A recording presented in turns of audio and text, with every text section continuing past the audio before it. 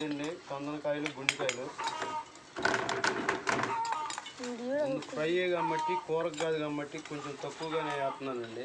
తక్కువ బావగారికి ఫ్రై కావాలంటే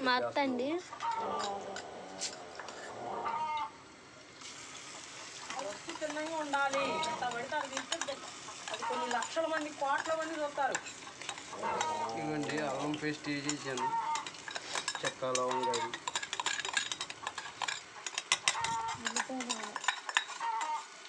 వేసిన తర్వాత ఫ్రై కాబట్టి ముందు వేసుకొని అది పచ్చివాసన పోయేలాగా తిప్పుకోవాలండి. ఇలా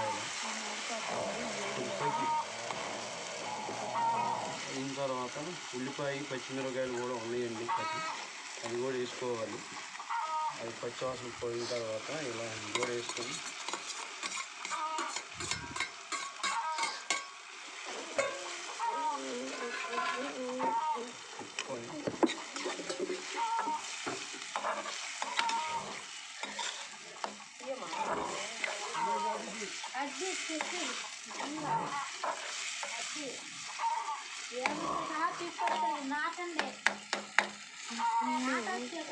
తగ్గి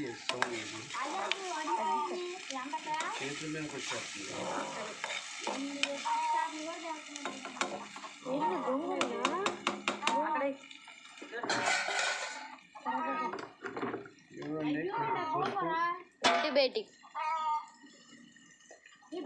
చిటికలు పసుపు, సాల్ట్ కూడా వేస్తున్నానండి. తొందరగా ఉల్లిపాయలు అవి మగ్గుతాయండి.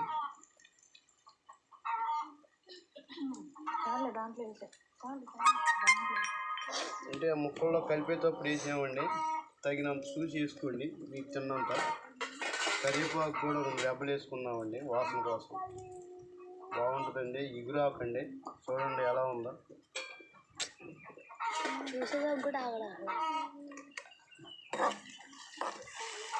2 నిమిషాలు ఇలా తిప్పుకుంటే మొత్తం కలిసిపోయిద్దండి. సాల్ట్, అల్లం, ఉల్లిపాయలు, పచ్చిమిరపకాయలు అంతా ఇదైపోద్దండి. కానీ 2 నిమిషాలు మూత పెట్టి అలా మగ్గనిద్దామండి. మగ్గిన తర్వాత ఇగో ఇలా కలుపుకున్న ముక్కల్ని దాంట్లో వేసుకుంటే ఫ్రై అయిపోద్దండి.